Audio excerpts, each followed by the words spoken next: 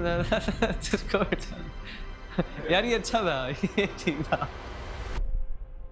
भाई हमारे यहाँ ना जब कोई लड़का थोड़ा मशहूर होने लगता है तो रिश्तेदार और मोहल्ले के अंकल सबसे पहले आकर कहते हैं, अरे इसकी तो किस्मत अच्छी थी, रातों रात स्टार बन गया। मुझसे एक दफ़ा किसी ने कहा था कि जब तक आपके बारे में बात हो रही ना तब तक आप काम ठीक कर रहे हैं। अब ऑब्वियसली एक होती है नेगेटिव फेम, होती है एक पॉजिटिव होती है। पता नहीं इन अंकलों के पास किस्मत नापने का कौन सा सस्ता स्केल मौजूद है।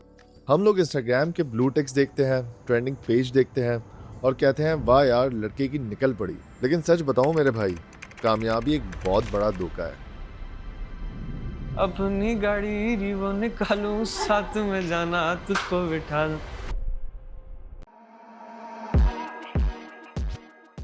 आज हम बात कर रहे हैं समर जाफरी की। लोग समझते हैं कि वो सिर्फ एक सीधा साधा मासूम चॉकलेट बॉय एक्टर है जिसे दुनिया ने गोद में उठाया और स्टार बना दिया। लेकिन मैं कहता हूँ इस 22 साल के लड़के ने पूरे पाकिस्तान की ऑडियंस को बेवकूफ बनाया है। उसने हमारी साइकोलॉजी और इस मतलबी इंडस्ट्री की औकात को बहुत पहले ही डिकोड कर लिया था। प्रेजेंट टीवी पर हम इस केस स्टडी का वो मुद्दा खोलेंगे जो इंस्टाग्राम के ग्लैमरस फिल्टर्स के पीछे छुपाया गया है। दिल पर हाथ रखकर सोचो, क्या सच में जिंदगी एक रात में बदलती है या फिर बचपन की मेहनत और जवानी का सुकून बेचना पड़ता है?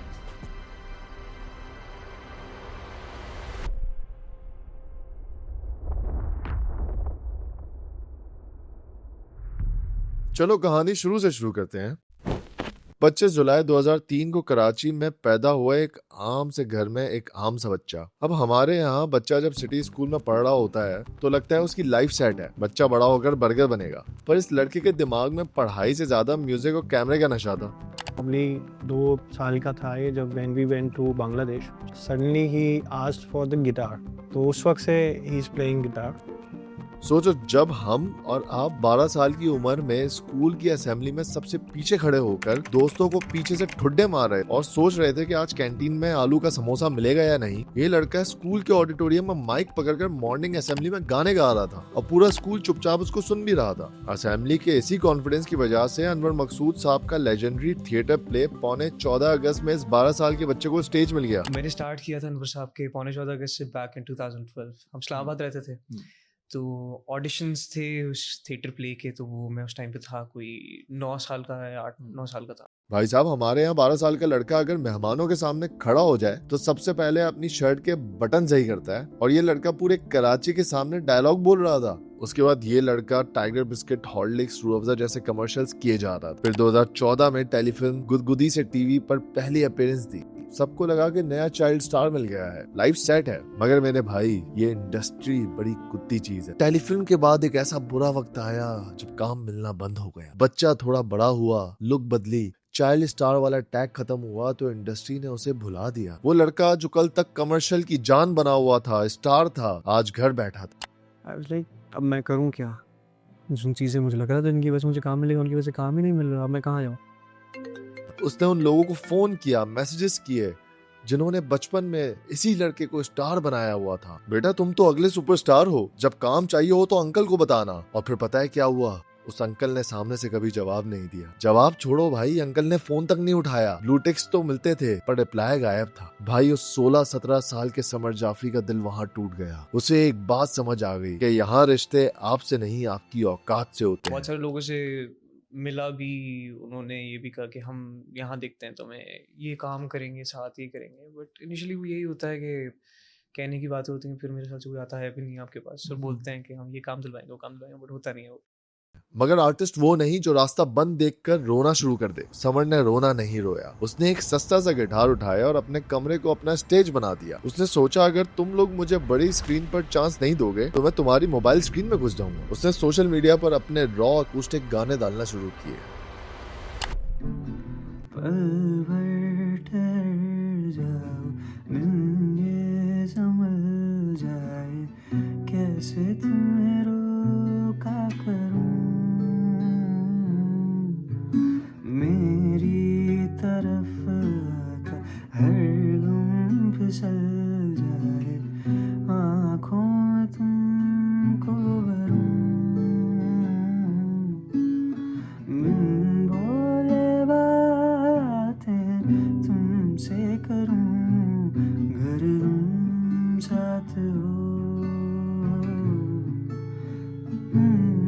अगर तुम साथ हो।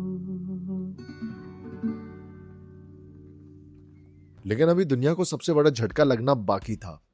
साल आया 2023, ड्रामा निकलता है मायरी, चाइल्ड मैरिज पर बना एक ऐसा ड्रामा जिसने पूरे मुल्क के घरों में लड़ाई करवा दी थी। और इस पूरे शो का सबसे बड़ा विक्टिम था फाखिर, यानी समर जाफरी। यहाँ उसने पूरी इंडस्ट्री को बेवकूफ बनाया।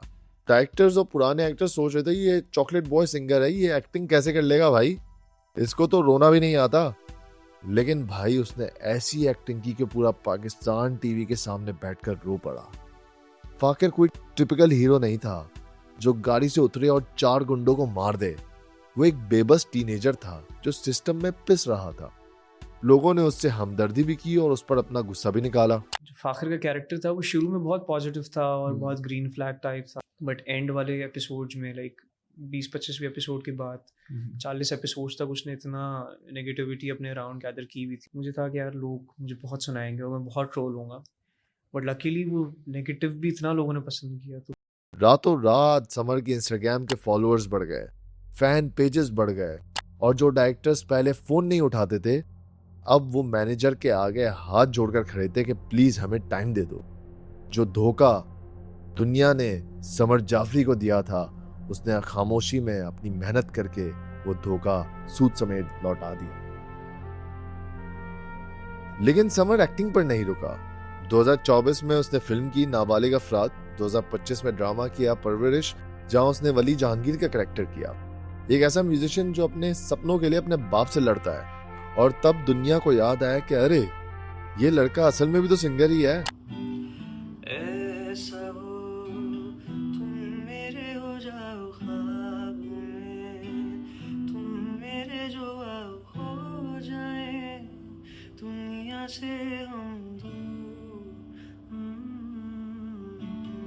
क्या कहूँ तुमसे अपनी बात में, आँखें मेरी कहती है अनकहा तुमसे। मैं रहूं उसके गाने चलो दूर कहीं और परवरिश के OST स्पॉटिफाई, यूट्यूब पर ट्रेंड करने लगे। और अभी हाल में ही अप्रैल 2026 में जब समर पहले ही एक्टिंग का किंग बन चुका था उसने म्यूजिक इंडस्ट्री में अपना सबसे बड़ा पावर मूव खेला। उसने अपने बचपन के दोस्त आशिर वजाहत के साथ हाथ मिलाया। 2 अच्छे म्यूजिशियंस ने जब एक साथ कोलैबोरेट किया तो उनका गाना तुम ना हो आया। इस गाने ने भाई साहब इंटरनेट पर तबाही मचा दी। हर कोई रात को हेडफोन लगाकर समर की आवाज में अपना दुख ढूंढ रहा था। भाई जब स्टेज पर खड़े होकर हजारों लोग तुम्हारा नाम चिल्लाएंगे ना तब लगेगा कि हाँ अब बदला पूरा हो गया। आज जून 2026 में उसका नया ड्रामा राजा लंदन का टॉप ट्रेंड पर चल रहा है और लड़का अपना म्यूजिक भी नहीं छोड़ रहा। उसने एक्टिंग से दुनिया को फतह किया और म्यूजिक से दिलों पे राज किया। तो मेरे भाइयों और उनकी बहनों, ये थी कहानी एक ऐसे लड़के की जिसने दुनिया से रास्ता नहीं मांगा बल्कि अपना रास्ता खुद बनाया। समर जाफरी ने दुनिया को और हम सबको बेवकूफ बनाया कि वो एक सीधा साधा बच्चा है, पर वो एक छुपा रुस्तम निकला जिसने अपने हुनर से सबकी छुट्टी करवा दी। कामयाबी मेहनत मांगती है भाई, सस्ती किस्मत नहीं। अगर इस लड़के का सफर और हमारी स्टोरी टेलिंग आपके दिल में पहुंची हो तो होराइजन टीवी को सब्सक्राइब करना मत भूलना। कमेंट करके बताओ कि तुम्हें समर जाफरी का कौन सा गाना या कौन सा ड्रामा पसंद है।